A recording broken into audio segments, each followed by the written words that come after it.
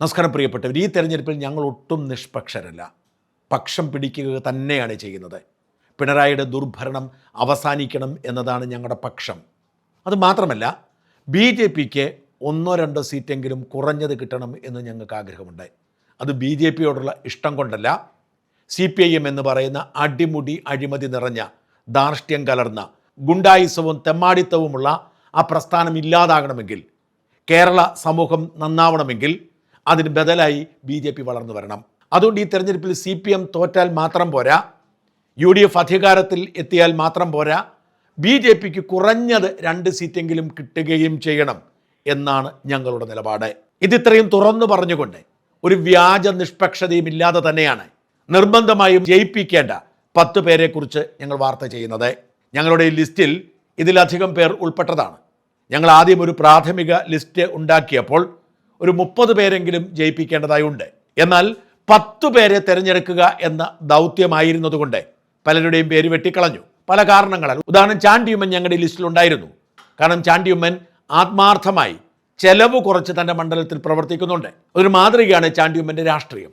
എന്നാൽ 10 പേരുടെ ലിസ്റ്റ് ഉണ്ടാക്കിയപ്പോൾ ചാണ്ടിയുമ്മൻ പുറത്തായി. അതുപോലെ തളിപ്പറമ്പിൽ പിണറായിസത്തിനെതിരെ പോരാടുന്ന TK ഗോവിന്ദൻ ജയിക്കേണ്ടതാണ്. കാരണം അദ്ദേഹത്തിൻ്റെ ധൈര്യം നമ്മൾ സമ്മതിക്കണം. അദ്ദേഹം പിണറായിസത്തിനെതിരെ പോരാടുകയാണ്.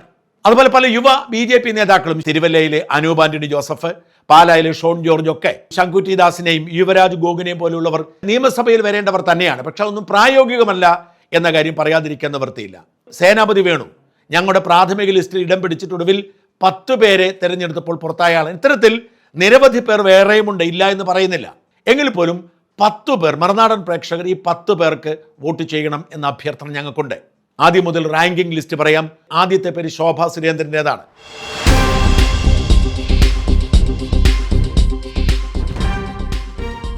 ശോഭാ സുരേന്ദ്രനെ ജയിപ്പിക്കണമെന്ന് പറയുമ്പോൾ രമേശ് പിഷാരടി തോൽപ്പിക്കേണ്ട സ്ഥാനാർത്ഥിയാണെന്ന് വിചാരം ഞങ്ങൾക്കില്ല.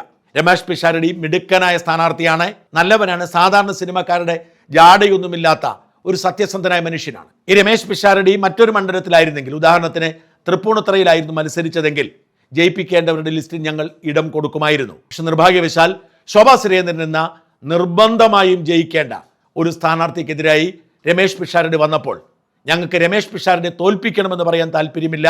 പക്ഷേ ശോഭാ സുരേന്ദ്രനെ ജയിപ്പിക്കണമെന്ന് പറയാതിരിക്കുന്ന നിവൃത്തിയില്ല. കേരളത്തിൽ ശോഭാ സുരേന്ദ്രനെ പോലെ സാധാരണ മനുഷ്യരുടെ വേദനയും ദുഃഖവും അറിയാവുന്ന സാധാരണക്കാരുടെ പ്രതിനിധിയായ ഒരു വനിതാ നേതാവ് വേറെ ഇല്ല എന്ന് നിസ്സംശയം പറയാം. അത്രയ്ക്കും ജനകീയയായ ഒരു നേതാവാണ്. യഥാർത്ഥത്തിൽ പൊതുപ്രവർത്തനം ലക്ഷ്യമാക്കി വന്ന നേതാവാണ് ശോഭാ സുരേന്ദ്രൻ. അവർക്ക് സ്വന്തം പാർട്ടിയിൽ പോലും ഒരുപാട് എതിർപ്പുകളുണ്ട്. അതിനെയൊക്കെ അതിജീവിച്ച് അവർ ആദ്യമായി വിജയസാധ്യതയുള്ള ഒരു മണ്ഡലത്തിൽ വന്ന് മത്സരിക്കുന്നു. അവർ എവിടെ ചെന്നാലും അത്ഭുതം സൃഷ്ടിക്കാറുണ്ട്. ആ അത്ഭുതം ഇവിടെയും ഉണ്ടാകുമെന്ന് വിശ്വസിക്കുന്നു. ഞങ്ങളെ സംബന്ധിച്ചുള്ള വ്യക്തിപരമായ ഒരു താല്പര്യം കൂടിയാണ് ശോഭാ സുരേന്ദ്രൻ. കാരണം 2023 ഞങ്ങളെ വേട്ടയാടാൻ വേണ്ടി പിണറായിയുടെ പോലീസ് രംഗത്തിറങ്ങിയപ്പോൾ BJPയിലെയും കോൺഗ്രസിലെയും ഒക്കെ നേതാക്കൾ ഞങ്ങളെ പിന്തുണച്ചെങ്കിലും 100% ആത്മാർത്ഥതയോടെ ഞങ്ങൾക്ക് വേണ്ടി നിരത്തിലിറങ്ങി, ഞങ്ങൾക്ക് വേണ്ടി വാദിച്ച്, ഞങ്ങൾക്ക് വേണ്ടി പടപൊരുതിയ ഒരേ ഒരു നേതാവ് ശോഭാ സുരേന്ദ്രൻ മാത്രമായിരുന്നു. അതുകൊണ്ടുകൂടിയാണ് ശോഭാ സുരേന്ദ്രൻ ഞങ്ങളുടെ ഈ ലിസ്റ്റിൽ ഒന്നാമതെത്തിയത്. പ്രിയപ്പെട്ട പ്രേക്ഷകരെ, ശോഭാ സുരേന്ദ്രനെ കൈവിടരുത്.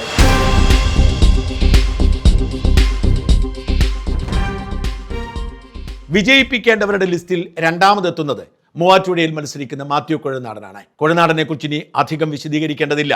നമ്മുടെ പരമ്പരാഗത രാഷ്ട്രീയക്കാരിൽ വ്യത്യസ്തനാണ്. കൃത്യമായൊരു തൊഴിലെടുത്ത് ജീവിക്കുന്നു, അതിനൊപ്പം പൊതുപ്രവർത്തനം നടത്തുന്നു. അദ്ദേഹം അഭിഭാഷകനാണ്, കൃത്യമായി കൂലി വാങ്ങുന്ന ആളാണ്, കൂലി രേഖപ്പെടുത്തി നികുതി അടയ്ക്കുന്ന ആളാണ്. അതേസമയം ആരെയും ഭയക്കാതെ പിണറായി വിജയന്റെ ദുർനടപ്പിനെതിരെ ശക്തമായ നിലപാടെടുത്ത ആളാണ്. ഇക്കഴിഞ്ഞ നിയമസഭയിൽ ഏറ്റവും ശക്തമായ ഇടപെടൽ നടത്തിയത് പിണറായിയുടെ മുഖത്ത് നോക്കി പ്രകോപിപ്പിച്ചുകൊണ്ട് തന്നെ ചോദിക്കാനുള്ളത് ചോദിച്ചത് പിണറായിയുടെ വേട്ടയാടലിന് ഇരയായ ജനപ്രതിനിധിയാണ് മാത്യു കൊഴുനാടൻ. മാത്യു കൊഴുനാടനെ ജയിപ്പിക്കുന്ന കാര്യത്തിൽ ഒരു വിട്ടുവീഴ്ചയും അരുത്.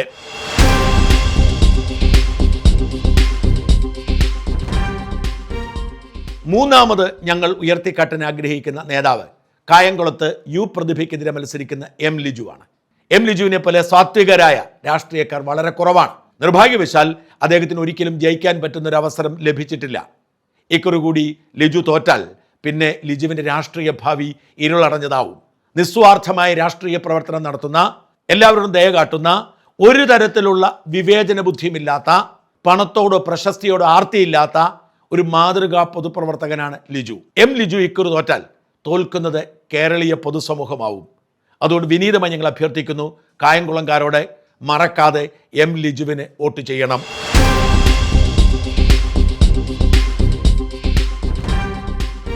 നാലാമത് ഞങ്ങൾ വോട്ട് ചോദിക്കുന്നത് CP ജോണിന് വേണ്ടിയാണ്. തിരുവനന്തപുരം സെൻട്രൽ മണ്ഡലത്തിലാണ് ജോൺ മത്സരിക്കുന്നത്. കരമന ജയൻ ഞങ്ങളുടെ സുഹൃത്താണ്. പക്ഷേ CP ജോൺ ലിജുവിൻ്റെ കാര്യം പറഞ്ഞതുപോലെ തന്നെ ജയിക്കണം എന്ന് പൊതുസമൂഹം ആഗ്രഹിക്കുന്ന ആളാണ്. 40 വർഷം മുമ്പ് SFIയുടെ സംസ്ഥാന പ്രസിഡന്റും ദേശീയ വൈസ് പ്രസിഡന്റും ഒക്കെ ആയിരിക്കുമ്പോൾ ആദർശത്തിന് വേണ്ടി ആ പാർട്ടിയിൽ നിന്ന് പുറത്തേക്കിറങ്ങിയ ആളാണ്. CMP എന്ന രാഷ്ട്രീയ പാർട്ടിയുടെ നട്ടെല്ലായി 40 വർഷമാണ് പ്രവർത്തിച്ചത്. പക്ഷെ ഒരിക്കൽ പോലും അദ്ദേഹത്തിന് ഒരു ജനപ്രതിനിധിയാവാൻ സാധിച്ചിട്ടില്ല. ഒരിക്കൽ നേരിയ വോട്ടുകൾക്കാണ് തോറ്റത്. CP ജോണിൻ്റെ രാഷ്ട്രീയ ജീവിതത്തിലെ അവസാനത്തെ അവസരമാണിത്. ഇക്കുറി ജോൺ ജയിച്ചില്ലെങ്കിൽ ഇനി ജോണിന് രാഷ്ട്രീയമില്ല. അതിനപ്പുറത്തേക്ക് വലിയ ദർശനമുള്ളയാളാണ് ജോൺ. പ്രത്യേകിച്ച് സാമ്പത്തിക കാര്യങ്ങളിൽ കൃത്യമായ അച്ചടക്കമുള്ള നിലപാടുണ്ട്. ആസൂത്രണ കമ്മീഷനും മറ്റും പ്രവർത്തിച്ചപ്പോൾ ജോൺ ഒരുപാട് വലിയ കാര്യങ്ങൾ ചെയ്തിരുന്നു. നാടെങ്ങനെ വളരണം, എങ്ങനെ നന്നാവണം എന്ന് നിർബന്ധമുള്ളയാളാണ് ജോൺ.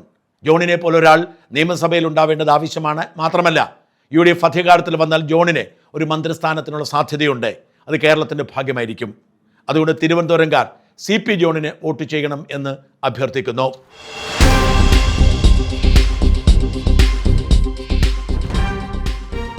അഞ്ചാമത് ഞങ്ങൾ പ്രിയപ്പെട്ട പ്രേക്ഷകരുടെ മുമ്പിൽ അവതരിപ്പിക്കുന്നത് ഒരു പോരാളിയുടെ പേരാണ്. ജ്യോതികുമാർ ചാമക്കാല പത്തനാപുരത്തെ മന്ത്രി ഗണേഷ് കുമാറിനെതിരെ മത്സരിക്കുന്നു. ഗണേഷ് കുമാറിനോട് ഞങ്ങൾക്ക് പ്രത്യേകിച്ച് പിണക്കമൊന്നുമില്ല. മാത്രമല്ല പിണറായി മന്ത്രിസഭയിലെ ഏറ്റവും മിടുക്കനായിരുന്നു ഗണേഷ് കുമാർ എന്ന് സങ്കടത്തോടു കൂടി പറയട്ടെ.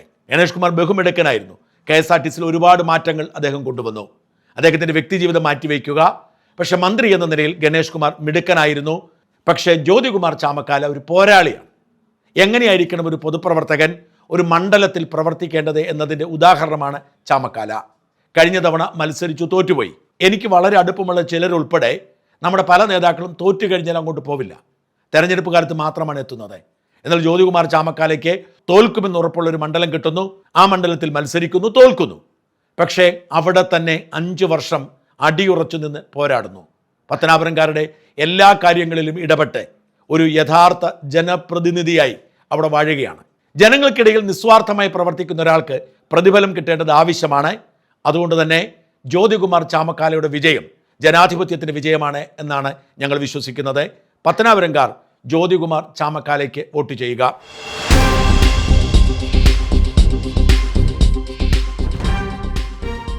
അടുത്തതായി ഞങ്ങൾ മുമ്പോട്ട് വയ്ക്കുന്നത് ഒരു CPM സ്ഥാനാർത്ഥിയാണ്.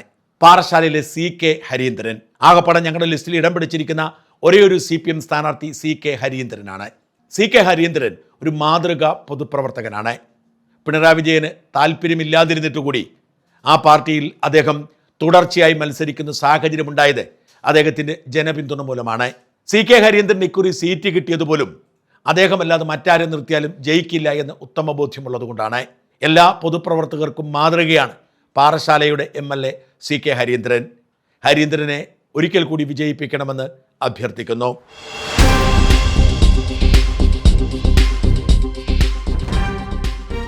അടുത്തത് കൽപ്പറ്റയുടെ MLA T സിദ്ദിഖാണ്. സിദ്ദിഖ് എന്ന നേതാവ് കൽപ്പറ്റയിൽ MLA ആയത് മേപ്പാടി ഗ്രാമപഞ്ചായത്തിലെ ചൂരൽമലയിലും മുണ്ടക്കയിലും പുഞ്ചിരിമെട്ടിലുമൊക്കെ അപകടത്തിൽപ്പെട്ട മനുഷ്യരുടെ ഭാഗ്യമാണ് എന്ന് കരുതുന്നയാളാണ് ഞാൻ. ആ ജനതയ്ക്കൊപ്പം സിദ്ദിഖ് നിലയുറപ്പിച്ചിരുന്നില്ലെങ്കിൽ അവരുടെ അവസ്ഥ അതിദയനീയമായിരുന്നു. ഒരു ജനപ്രതിനിധി ദുരന്തത്തിൽപ്പെടുന്ന മനുഷ്യർക്ക് വേണ്ടി എങ്ങനെ പ്രവർത്തിക്കണം എന്നതിൻ്റെ ഉത്തമ ഉദാഹരണമാണ് സിദ്ദിഖ്. സിദ്ദിഖിൻ്റെ അസാധാരണമായ പ്രവർത്തനത്തെ തള്ളിപ്പറയാൻ ഈ ദുരന്തത്തിൽപ്പെട്ട CPMകാർക്ക് പോലും സാധ്യമല്ല. CPM നേതാക്കൾ സിദ്ദിഖിനെ പരിഹസിക്കാൻ ശ്രമിച്ചെങ്കിലും നാട്ടുകാർ അതിന് സമ്മതിച്ചില്ല. സാധാരണ മനുഷ്യർക്കൊപ്പം എളിമയോടെ ഇടപെട്ട് പ്രവർത്തിക്കുന്ന സിദ്ദിഖ് ജനപ്രതിനിധിയായി വീണ്ടും വീണ്ടും ജയിച്ചു വരേണ്ടത് ആവശ്യമാണ്. T സിദ്ദിഖിനെ കൽപ്പറ്റക്കാർ വീണ്ടും MLA ആക്കുമെന്നാണ് ഞങ്ങൾ പ്രതീക്ഷിക്കുന്നത്. കൽപ്പറ്റയുടെ ഭാഗ്യമാണ് സിദ്ദിഖ് എന്ന് വിശ്വസിക്കുന്നത് കൊണ്ടാണ് സിദ്ദിഖ് ജയിക്കണമെന്ന് പറയുന്നത്.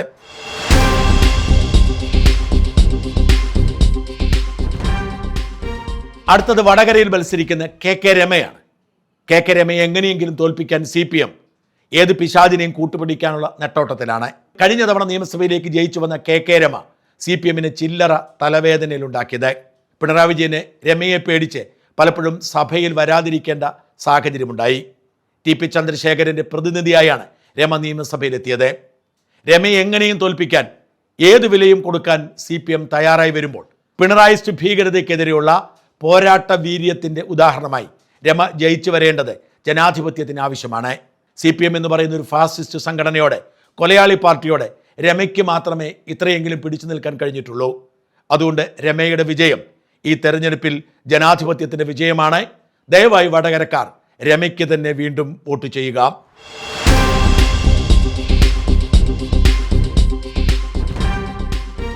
ഒമ്പതാമതായി ഞങ്ങൾ ഉയർത്തിക്കാട്ടുന്നത് അമ്പലപ്പുഴയിൽ മത്സരിക്കുന്ന ജി സുധാകരനാണ്. സുധാകരനെ വിജയിപ്പിക്കണം എന്ന് പറയുന്നത് രണ്ട് കാരണങ്ങൾ കൊണ്ടാണ്. ഒന്ന്, പിണറായിയുടെ കുടുംബാധിപത്യത്തിനെതിരെ ശബ്ദമുയർത്താൻ ജി സുധാകരൻ കാട്ടിയ ധൈര്യത്തെ നമ്മൾ ചെറുതായി കാണരുത്. സുധാകരൻ തോറ്റുപോയാൽ അദ്ദേഹത്തിന് ജീവൻ ബാക്കിയുണ്ടാവും എന്നുറപ്പൊന്നുമില്ല. രണ്ട്, മന്ത്രി എന്ന നിലയിൽ പ്രവർത്തിച്ചപ്പോൾ സുധാകരൻ സകലർക്കും മാതൃകയായിരുന്നു. അഴിമതിക്കെതിരെ സന്ധിയില്ലാ സമരം നടത്തി. അഴിമതിക്ക് ഏറ്റവും അധികം അവസരമുള്ള പൊതുമരാമത്ത് വകുപ്പിനെ സുധാകരനാണ് ശുദ്ധീകരിച്ച് ശരിയാക്കിയെടുത്തത്. പിണറായിയുടെ കാലത്തെ ഏറ്റവും വലിയ നേട്ടം ജി സുധാകരൻ്റെ കാലത്തുണ്ടായതാണ്. ജി സുധാകരൻ്റെ പോരാട്ടത്തെ നമ്മൾ ചെറുതായി കാണരുത്. ജനാധിപത്യത്തിൻ്റെ വിജയം എന്ന നിലയിൽ സുധാകരനെ ജയിപ്പിക്കണം. വാസ്തവത്തിൽ PK ശ്യാമളയ്ക്കെതിരെ മത്സരിക്കുന്ന TK ഗോവിന്ദനെയും TI മധുസൂദനെതിരെ മത്സരിക്കുന്ന കുഞ്ഞികൃഷ്ണനെയും ജയിപ്പിക്കേണ്ടതാണ്. പിണറായിസ്റ്റ് ഭീകരതയ്ക്കെതിരെയുള്ള പ്രതീകാത്മകമായ പോരാട്ടമെന്ന നിലയിൽ അവർ രണ്ടുപേരും ജയിച്ചു വരേണ്ടതാണ്. നിർഭാഗ്യവശാൽ അവർക്ക് ജയിക്കാനുള്ള രാഷ്ട്രീയ സാഹചര്യം തൽക്കാലം കേരളത്തിലില്ല. എന്നാൽ അവരുടെ പോരാട്ടം വിഫലമാവാതിരിക്കണമെങ്കിൽ ഏറ്റവും കുറഞ്ഞത് രമയും സുധാകരനുമെങ്കിലും ജയിക്കണമെന്നാണ് പറയാനുള്ളത്. സുധാകരൻ ജയിച്ചാൽ അത് പിണറായിസത്തിനെതിരെയുള്ള വലിയ വിജയമായി മാറും. TK ഗോവിന്ദൻ്റെയും കുഞ്ഞികൃഷ്ണൻ്റെയും കൂടി വിജയമാണ് സുധാകരൻ്റെ വിജയം.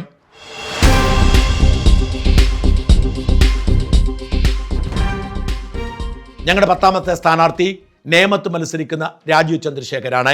രണ്ട് BJPക്കാരെ ഒളിച്ചു കടത്തി ജയിപ്പിക്കാനുള്ള ഗൂഢാലോചന എന്നൊക്കെ ചിലർ പറയാം. പക്ഷെ ഞങ്ങൾക്ക് കൃത്യമായ കാരണമുണ്ട് രണ്ടുപേരെയും നിർദ്ദേശിക്കുന്നതിൽ. ശോഭയുടെ കാര്യം വ്യക്തമായി തന്നെ പറഞ്ഞിരുന്നു. രാജീവ് ചന്ദ്രശേഖരനെ നിങ്ങൾ ശ്രദ്ധിച്ചു നോക്കുക. ശതകോടീശ്വരനാണ്. രാഷ്ട്രീയത്തിൽ നിന്നും ലാഭമുണ്ടാക്കാൻ രാജീവ് ചന്ദ്രശേഖർ ആഗ്രഹിക്കുന്നില്ല.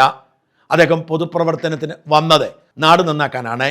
ഈ തെരഞ്ഞെടുപ്പിൽ അദ്ദേഹം ഉയർത്തുന്ന മുദ്രാവാക്യം പോലും വികസനത്തിൻ്റെതാണ്. ഒരിക്കലും അനാവശ്യ വിവാദത്തിൻ്റെ പിന്നാലെ രാജീവ് ചന്ദ്രശേഖർ പോയില്ല. രാജീവ് ചന്ദ്രശേഖരൻ്റെ രാഷ്ട്രീയം വിവാദത്തിൻ്റെ രാഷ്ട്രീയമല്ല, വികസനത്തിൻ്റെ രാഷ്ട്രീയമാണ്. കൃത്യമായ വികസന പദ്ധതിയോടെ രാജീവ് ചന്ദ്രശേഖർ മുമ്പോട്ട് വയ്ക്കുമ്പോൾ അദ്ദേഹമെങ്കിലും ജയിച്ചില്ലെങ്കിൽ അത് നാടിന് വലിയ തിരിച്ചടിയാവും. പുതിയൊരു രാഷ്ട്രീയ ദർശനം മുമ്പോട്ട് വയ്ക്കുന്ന രാജീവ് ചന്ദ്രശേഖരെ ജയിപ്പിക്കുക തന്നെ വേണം കേരളത്തിൻ്റെ ഭാവിക്ക് വേണ്ടിയെന്ന് വിശ്വസിക്കുന്ന ആളാണ്. എതിർ സ്ഥാനാർത്ഥികളായ ശബരിനാഥിനോടോ ശിവൻകുട്ടിയോടോ എന്തെങ്കിലും എതിർപ്പുള്ളത് കൊണ്ടല്ല. എന്നാൽ രാജീവ് ചന്ദ്രശേഖർ മുമ്പോട്ട് വയ്ക്കുന്ന വികസനത്തിൻ്റെ രാഷ്ട്രീയം കേരളം ചർച്ച ചെയ്യേണ്ടത് ആവശ്യമായതുകൊണ്ടാണ് രാജീവ് ചന്ദ്രശേഖരൻ്റെ പേര് പറയുന്നത്.